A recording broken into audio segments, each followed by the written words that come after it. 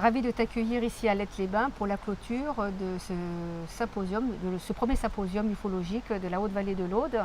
Donc hier, tu as donné un dîner-conférence à l'hostellerie de Rennes-les-Bains. C'était la première fois que tu venais dans cette région. Quelles sont tes premières impressions?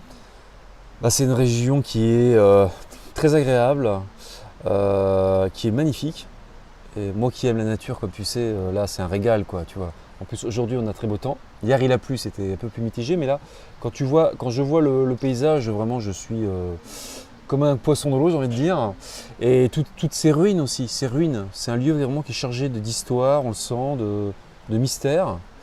Et il se trouve que j'ai moi-même des origines pyrénéennes en fait. Ah, Du côté de Lourdes plutôt, enfin tu vois. La vallée, j'ai mon arrière-grand-père qui était berger dans une vallée, je crois que c'était la vallée de l'Oust, je crois, je peux dire de bêtises. Aïdiou, un village, ça te dit quelque chose? non. Petit village. Et donc voilà, donc j'ai mes racines un peu finalement dans le sud-ouest et puis dans les Pyrénées.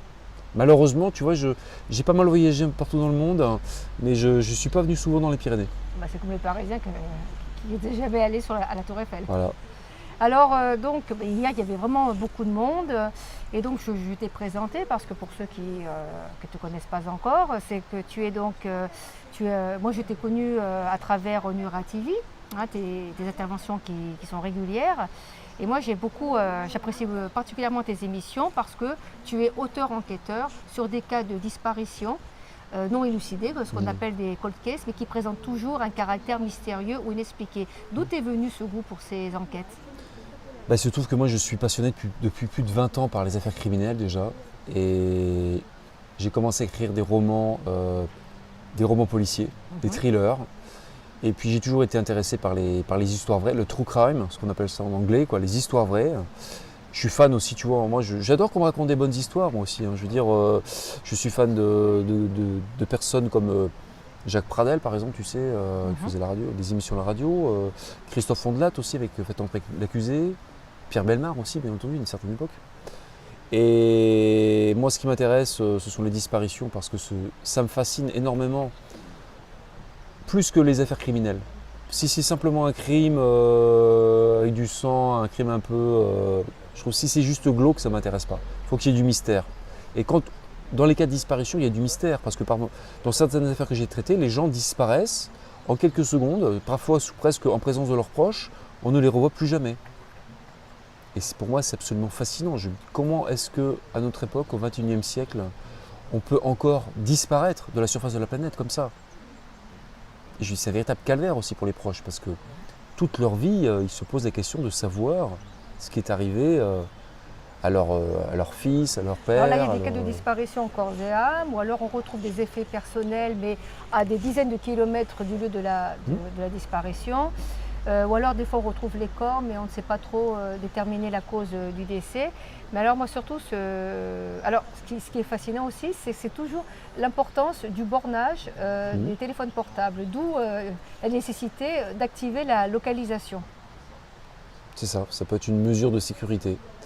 Même si après, on a déjà vu des cas de disparition de personnes qui avaient un téléphone portable. L'appareil a borné, mais on est incapable de localiser avec précision. Parce qu'en fait, pour être localisé avec précision, il faut que votre appareil soit capté par 2 antennes. C'est un système de triangulation. Si vous n'êtes capté que par une seule antenne, on vous sait que vous êtes dans le périmètre de l'antenne. Mais une antenne relais, il faut savoir que ça a une portée de 35 km maximum. Donc on sait potentiellement que votre téléphone portable a été dans un rayon de 35 km autour de cette tour. Et savoir que votre téléphone portable a été là, ça ne veut pas forcément dire que vous y étiez non plus. Parce que vous avez pu perdre votre appareil, quelqu'un a pu vous le voler, donc c'est très très compliqué, c'est très complexe. Alors d'abord, tu as commencé par les disparitions dans les parcs nationaux à l'étranger.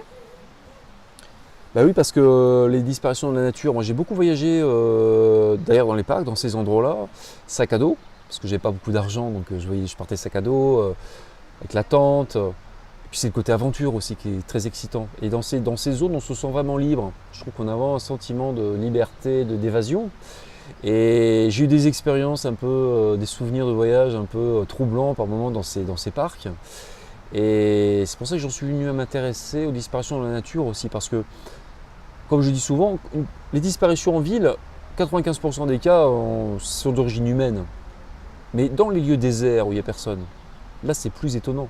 C'est plus surprenant parce que des personnes disparaissent sans laisser de traces comme ça.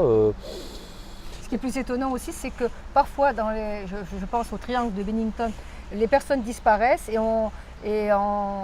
tu retraces en fait, il y a eu des disparitions qui ont lieu au même lieu, mais peut-être 20 ou 30 ans, qui présentent à peu près les mêmes caractéristiques. C'est ça. Toujours dans des endroits d'ailleurs où la toponymie joue un rôle, le pont du diable, c'est toujours le lac noir, enfin des choses comme ça. Et puis il y a des légendes et des contes qui circulent dans ces zones aussi. Moi j'aime bien aussi, je suis quelqu'un de très cartésien, mais je suis un esprit libre et je suis très ouvert sur le paranormal notamment. Et ça m'intéresse, moi, tous ces contes, toutes ces légendes, toutes ces croyances. Moi je trouve ça intéressant. Et tu t'intéresses alors aussi à la cryptozoologie, c'est-à-dire les dogman, les Bigfoot Alors la cryptozoologie, en fait, c'est l'étude des animaux dont on n'a pas prouvé l'existence de manière irréfutable.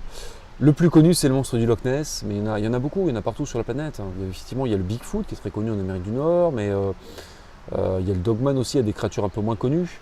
Mais tu sais que la cryptozoologie, c'est très intéressant parce que il y a des créatures, pendant longtemps, on a pensé qu'elles n'existaient pas. Par exemple, le panda, le grand panda en Chine, pendant longtemps, on a dit non, c'est une légende. Le sélacanthe aussi, tu sais, c'était un poisson fossile, préhistorique. Et pendant longtemps, on a dit que ce poisson avait disparu. Sauf que je crois qu'il y a quelques années, il y a quelques décennies, il y a des pêcheurs qui en ont remonté un dans leur filet. Et moi, je trouve ça assez fascinant qu'on puisse retrouver. C'est ça qui est intéressant, la nature, des fois, nous livre nous donne des surprises par moments. Des créatures mythiques qui sont en fait réelles. C'est pour ça que je pense qu'il faut comme jamais avoir trop de certitude. On n'est pas à l'abri encore de faire des découvertes incroyables. Notamment, je pense, moi, en ce qui concerne les univers parallèles, les autres dimensions. Tu parlais d'autres dimensions encore, il y a, je sais pas moi, 30 ans, tu passais c'est un sujet de science-fiction. Mais là, on sait vraiment depuis plusieurs années qu'il y a des études très sérieuses qui sont menées par des chercheurs dans des universités de pointe, très renommées aux États-Unis. Et on n'est pas à l'abri, ils s'intéressent maintenant, on accepte l'idée vraiment qu'il y a des mondes parallèles. Alors on ne sait pas, est-ce qu'on peut interagir avec ces mondes-là? On ne sait pas si on peut envoyer de l'information, on ne sait pas si on peut envoyer de la matière, mais on sait qu'il y a ces autres dimensions.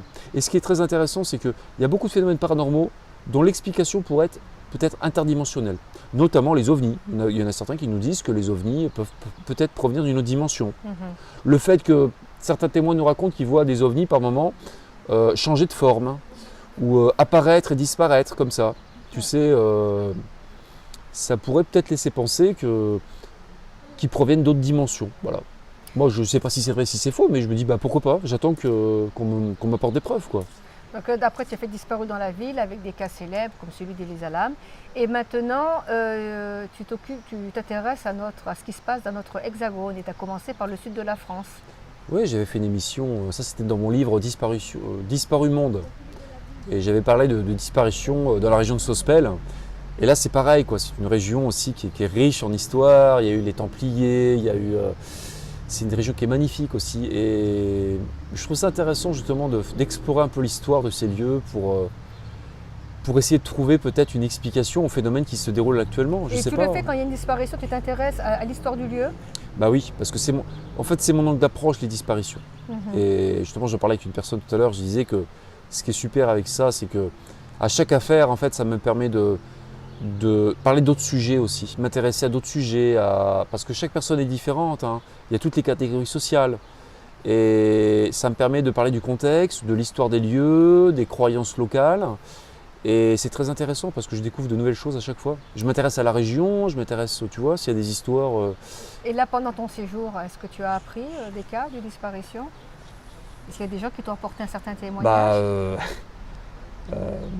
Philippe a raconté plusieurs histoires intéressantes, mais il y a d'autres histoires intéressantes. Bon, bien sûr, il y a eu des cas d'ovnis, mais des cas de distorsion temporelle aussi. Ça, c'est très intéressant. Oui, tout à fait. Ça, c'est fascinant aussi.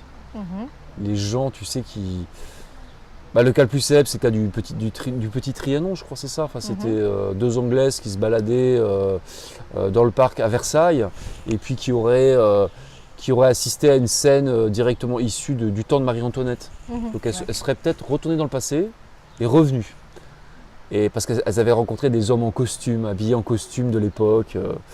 Et il y a beaucoup d'histoires. On trouve des histoires de ce type partout, pareil, dans le monde, hein, sur la planète. Et il y a une histoire aussi à Bugarak. Voilà, tout près d'ici. D'accord. Donc j'espère que tu nous prépares une émission. Bah écoute, non mais c'est pas impossible. Hein. Si je trouve il faut que j'ai un peu de matière quand même. Et quels sont tes projets? Bah là je continue sur les affaires de disparition encore.